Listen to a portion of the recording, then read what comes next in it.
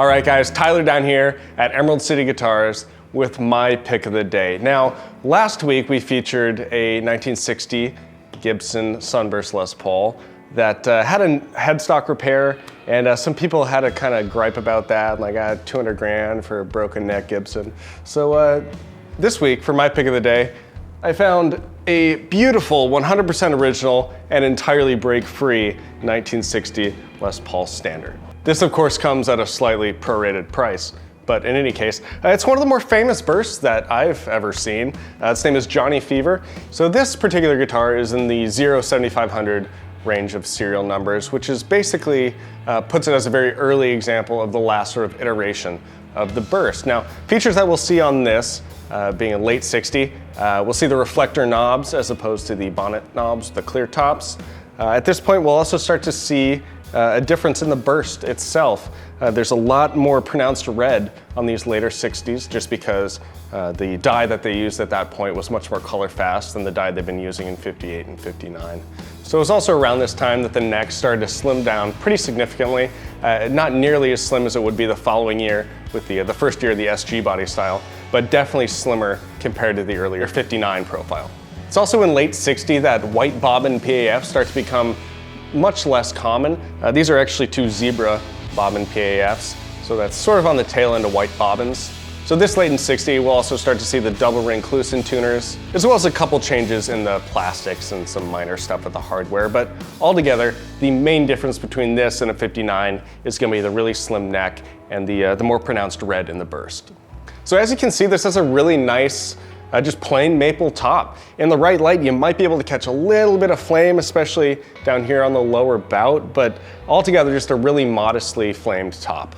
So like I mentioned a second ago, two zebra PAFs, completely original. They both read around 8K, which is pretty much what we expect to see for PAFs of this period. We have the nice, comfortable, wide original frets still in there. This also has the original plastic nut. Now, people tend to get really bent out of shape about nut material. They're very picky, they need bone, or they think Corian sounds better, or Tusk, or whatever. This is just nylon 6/6. It's literally the same stuff your kids' swim trunks are made out of. It's normal nylon, and somehow they manage to sound good. So, not a big deal. So of course, all the pots, switches, everything, completely original. Everything works super smooth, entirely without crackling or noise or anything. I mean, you could walk past this guitar on the wall 100 times and mistake it for, you know, a pretty clean reissue. It is just completely there and unbelievably clean.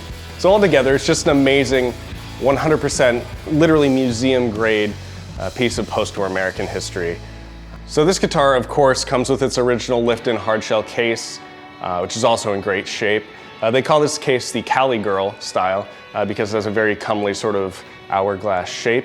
I think it looks more like a snowman, but snowmen are notably less sexy, I guess. So Cali Girl it is. So this is just about as complete a burst as you would ever hope to find.